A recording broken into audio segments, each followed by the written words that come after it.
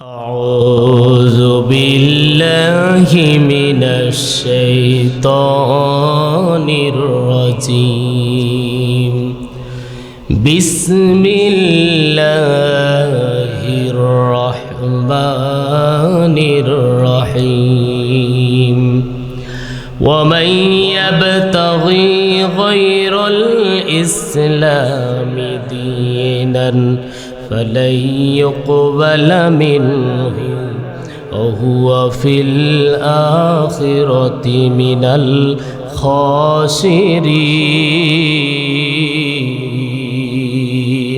الله أكبر ইসলাম ছাড়া ইসলাম বাদ দিয়া ইসলাম ধর্ম বাদ দিয়া ইসলামকে বাদ দিয়া অন্য যারা দল সংঘ তালাশ করে ধর্ম তালাশ করে বিধিবিধান তালাশ করে তারা কোশ্চিন কালেও এই দুনিয়াতে শান্তি পাবে না সুবহানাল্লাহ।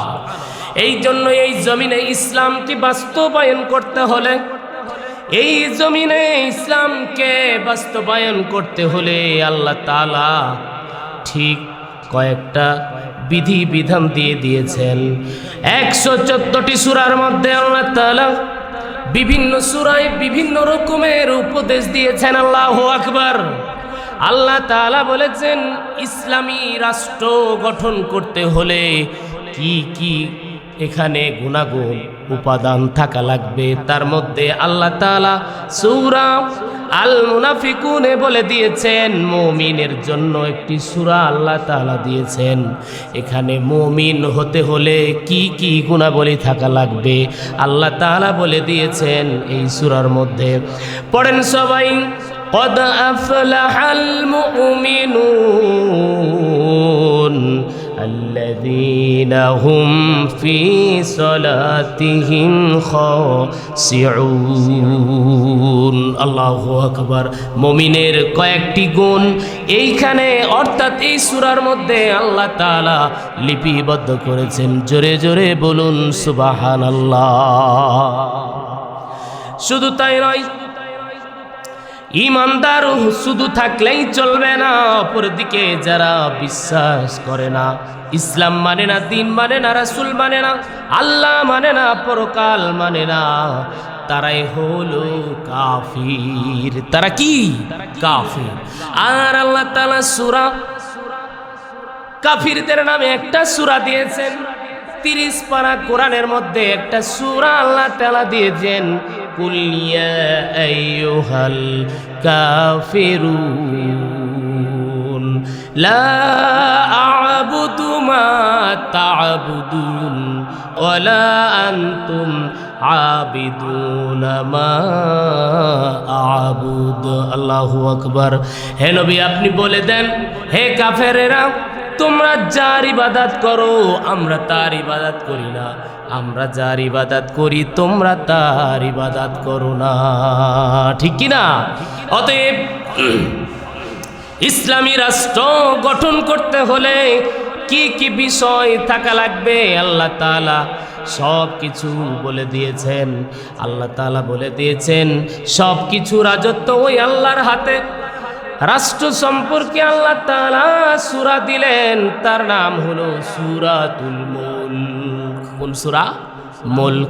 পড়েন সবাই। তাবারাকাল্লাযী বিয়াদিহিল মুলকু ওয়া হুয়া আলা কুল্লি শাইইন কাদির আল্লাযী খালাকাল মাউতা ওয়াল হায়াতা লিয়াবলুয়াকুম আইয়ুকুম আহসানু আমালা ওয়া হুয়াল আজিজুল গফুর। আল্লাহু আকবার। এই সম্পর্কে আল্লাহ তাআলা নাজিল করলেন। রাষ্ট্রের সংবিধান সম্পর্কে আল্লাহ তাআলা সূরা নাজিল করলেন। রাষ্ট্রের সংবিধান হলো আল্লাহ তাআলা বলে দিয়েছেন সূরা আল ফুরকানের মধ্যে তাবারাকাল্লাযী নাযালাল ফুরকানা আলা আবদিহি লিয়াকুনা লিল আলামিন নাযীরা। আল্লাহু আকবার। এই সূরার মধ্যে রাষ্ট্রের সংবিধান কেমন হবে আল্লাহ তাআলা তুলে ধরেছেন। আল্লাহু আকবার। শুধু তাই নয়, জনগণ সেই রাষ্ট্রে থাকবে, জনগণের কি কি সুবিধা, জনগণ নামের একটি সূরা দিলেন আল্লাহ তাআলা। সূরাতু আদ-দাহর। কোন সূরা? সূরা আদ-দাহর। সবাই পড়েন। হাল আতা আলাল ইনসানি হিনুম মিনাদ দাহরি লাম ইয়াকুন শাইয়াম মাযকুরা। আল্লাহু আকবার। শুধু তাই নয়, আমি শুধু একটু ইঙ্গিত দিচ্ছি, বাড়িতে গিয়ে খুলে ঠিক একটা একটা করে জেনে নেবেন। সময় যেহেতু কম, অল্প সময়ের মধ্যে আমি শুধুমাত্র টাচ অ্যান্ড পাস শুধু বলে দিচ্ছি, আপনারা দেখে নেবেন। শুধু তাই নয়, জনগণ থাকলে হবে না, এবার জনগণ বসবাস করবে। কি কারণে? এই রাষ্ট্রে 11টি বিধান আল্লাহ তাআলা উল্লেখ করেছেন সূরা আজ-জুমার মধ্যে।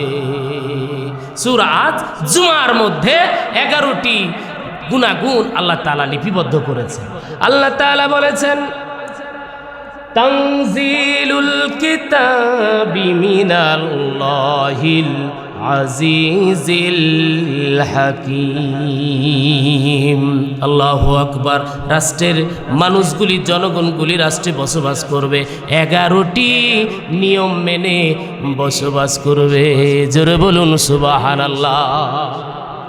আমার আল্লাহ তাআলা বলে দিয়েছেন, রাষ্ট্র থাকলেই শুধু হবে না, এই রাষ্ট্রে থাকা লাগবে রাজধানী।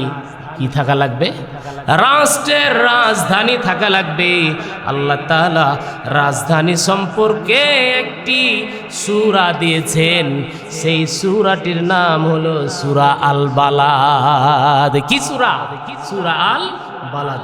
সবাই বলেন, লা উকসিমু বিহাদাল বালাদ ওয়া আনতা হিল্লুম বিহাদাল বালাদ ওয়া ওয়ালিদিন ওয়া মা ওয়ালাদ লাকাদ খালাকনাল ইনসানা ফি কাবাদ। আল্লাহু আকবার। রাজধানী দেশের একটি মুকুট, আর দেশের রাজধানী হতে হলে কি কি গুণাগুণ থাকা দরকার আল্লাহ তাআলা এই সূরা বালাদের মধ্যে বলে দিয়েছেন। সম্মানিত হাজিরিন, রাষ্ট্র পাইলাম, জনগণ পাইলাম, আয়াতন পাইলাম, মুমিন মুত্তাকি পাইলাম, কিন্তু এই সূরার মধ্যে বলা হয়েছে রাষ্ট্র থাকলে হবে না, একজন নেতা বানাতে হবে। কয়জন? ওমা আরসালনাকা ইল্লা রাহমাতাল লিল আলামিন। পৃথিবীর একমাত্র নেতাই হচ্ছে আমার নেতা, আপনার নেতা বিশ্বনবী সাল্লাল্লাহু আলাইহি সাল্লাম। ঠিক কি না? আল্লাহ তাআলা প্রধানমন্ত্রী অর্থাৎ নেতা নামের একটা সূরা দিয়েছেন। সেই নেতার 8টা গুণাগুণ থাকা লাগবে। কয়টা? 8টা গুণাগুণ থাকা লাগবে। এই নেতাকে আমরা নির্বাচন করব। রাজি আছেন তো? এই নেতাকে আমরা 8টা যার মধ্যে গুণাগুণ পাবো, তাই ওই নেতাকে আমরা নির্বাচিত করে সংসদে প্রধানমন্ত্রী বানায়া দেব। জোরে বলুন সুবহানাল্লাহ। আল্লাহ তাআলা বলেছেন, ইয়াসিন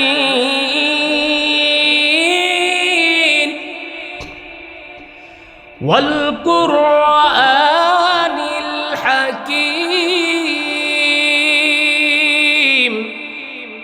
ইন্নাকা লামিনাল মুরসালিন।